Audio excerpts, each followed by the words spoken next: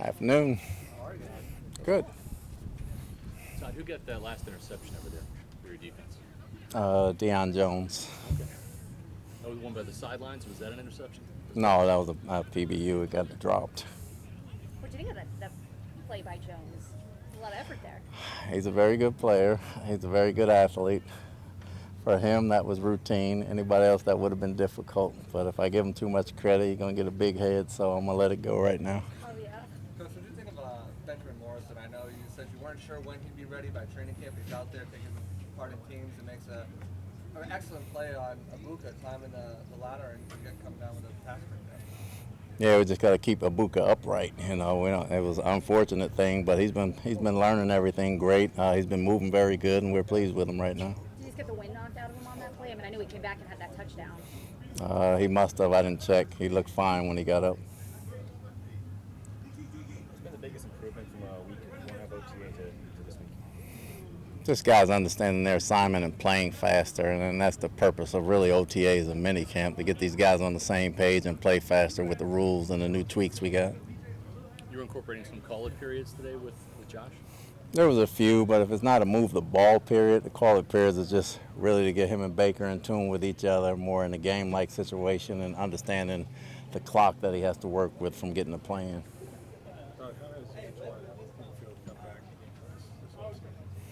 He's been great. I mean, he looks like he's in great shape. He's been here almost every day.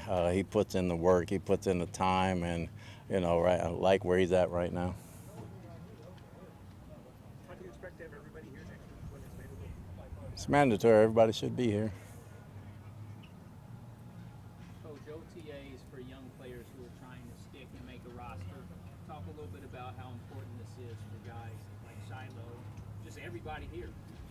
Well, it's important because they have to learn the scheme and they have to pick everything up and see how we run things. And for the young guys coming in, OTAs and mini camps are for them to get caught up with the vets that's been here through phase 1 and phase 2. So when training camp starts, they're on level ground. So we don't lose sight of that, and we make sure they get the reps they need and the extra meetings and the extra walkthroughs. So by the time training camp comes, they have a chance to compete. Todd, I saw a lot of mixing and matching on the defense. We got some young guys, some rookies, some veterans in there. Is that so they can kind of get the feel and get a different voice, someone who knows it, to kind of get them up to speed? Is mixing and matching those position groups in there? Well, we just try to keep the reps even, and some of the groups are staggered depending on, there might be 3 groups of D linemen, 4 groups of DBs, and 2 groups of backers, so it gets staggered depending on base or sub, offensively and defensively. That does help, though, when you get a young guy in there next to someone like Antoine who's calling the defense. Yeah, it always helps. We don't try to sugarcoat them when we put them in there. We don't care if they're up in there with Winfield or up against Tristan. The young guys play when they play, so that's the only way you can get them better. What have you seen out of Desmond Watson the last couple of weeks? He's working. He's working. He's getting the scheme down. Obviously, pads will tell the story and everything else, but he's been working, and he's been out here every day, and he understands what to do. And I know last week you told reporters you hadn't talked to Hassan Reddick. I don't know if you had a chance to since then, or any conversation with him. I mean, I imagine you expect him to be here for OTAs, or not OTAs, but minicamp. Well, minicamp is mandatory.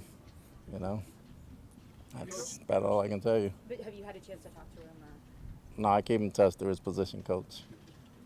Coach, the few practices that media weren't at last week, were there a few guys that really stood out to you that you can share? Really, the only one was Boss SirVocea. He gets his hands on a lot of balls. He's having, if you want to say, a very good 4 days. He's had a very good 4 days, and that doesn't mean anything in the grand scheme of things, but I like where he's at right now.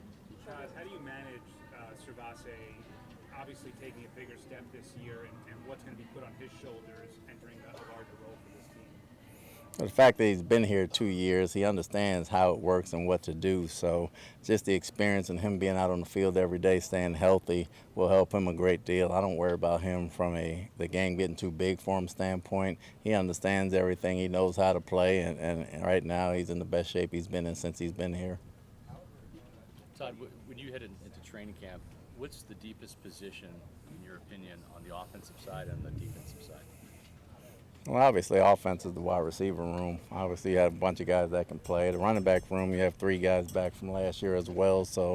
And we got 2 guys we're waiting to see. So those 2 are on offense. Defensively, right now, I like the depth of where the inside backers are right now, and we got a lot of competition at corner. Todd, what have you learned about Cade Otton through his time with this organization? He's the same guy every day. He's a solid player. He does whatever's asked of him. If you ask him to block more, he's going to do that. If you ask him to catch more, he's going to do that.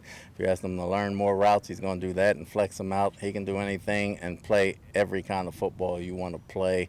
That says a lot, including special teams, and he's very good at them when he does it. So, and the consistency he's had over the past couple of years says a lot about him. Todd, you said yesterday you'll be able to have joint practices two weeks in preseason. I know sometimes that can be almost more valuable than the games themselves. We're working on that right now. It's not in concrete, but if we can get that done, we'll see how many practices, whether it's 1 or 2, and if we can get that done and go against somebody else, that'll always help us. Todd, you look at the bottom 3, 4 spots of that defensive back room, it's going to be really, really competitive. Who has shown out either at corner or safety so far who stood out to you? And just speak on that competition there. Well, it's heavy competition, but I don't think you can say anybody stood out right now. Again, everybody's in the learning phase. We've added some new wrinkles, so the guys that's been here are learning some things, and the rookies are learning some things as well. We know what the athleticism is with each one of them, and that expects to pick up when training camp comes around, but they've all been solid. I can't say anybody just really stood out. Todd, you had Gedeke out here today. How did he look to you?